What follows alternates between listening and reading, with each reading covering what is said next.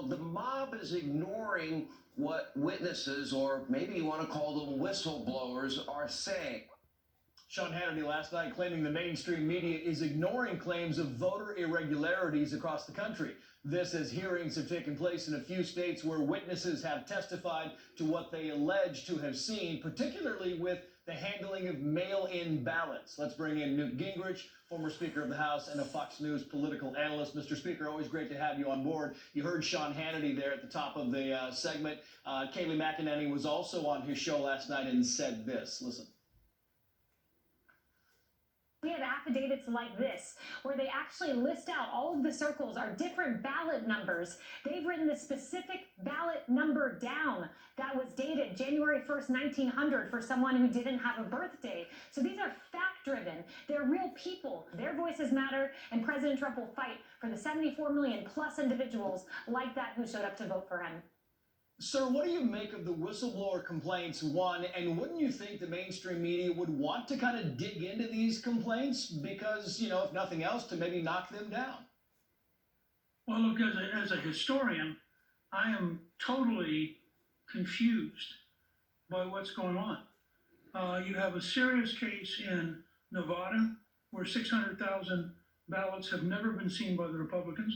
You have a very serious case in Wisconsin where 200,000 votes could be thrown out, according to Reince Priebus, the former Republican National Committee chair who's from Wisconsin and a lawyer.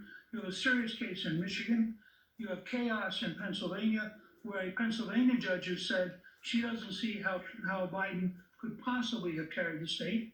And then you have Georgia, which is a total mess because of the Secretary of State, who I think has clearly broken the law over and over again. So I look at all that as a historian. I've never seen anything like this in my life. But of course, you have to understand, the propaganda media doesn't cover the news. The propaganda media spent 5 years trying to destroy Trump.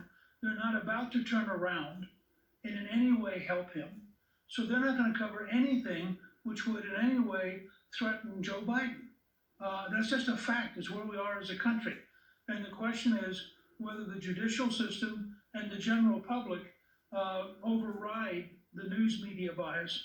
The Constitution is very clear. Yeah. The state legislatures, not the governor, not the Secretary of State, not the judges, the state legislatures ultimately have control of all of these electors. And in every one of the states I mentioned, the state legislature could insist on a complete and thorough examination and a complete and thorough count before agreeing to send anybody as an elector. And I'm frankly puzzled by how you could have this many different allegations and not realize that there's something profoundly wrong.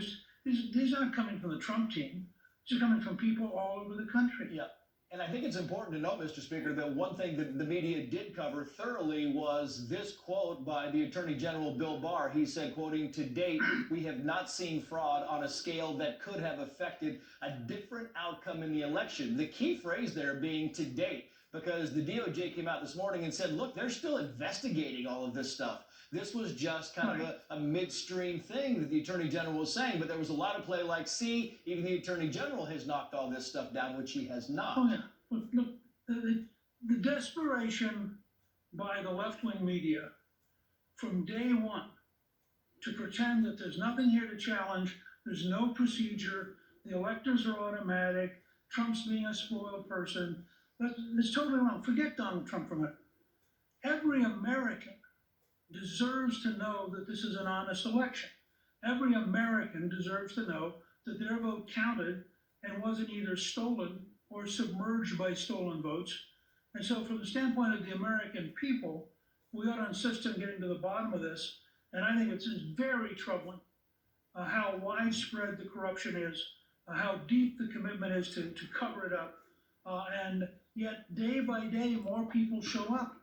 I mean, we learn every single day new things about how bad it is, and Georgia is just as bad as the rest of them. I just learned this morning these various ballot boxes that the Secretary of State has been distributing have no record of when the ballots were taken out, who took them out, how they were handled. I mean, this stuff is an invitation to theft. And it's appalling to me to have a Republican Secretary of State like Raffensperger, who's clearly so thoroughly intimidated by Stacey Abrams that the things he's doing guarantee the easiness of stealing an election. Yeah, and you make a good point there because, you know, you would think everybody would be curious just to get to the bottom of this and get the finality of it.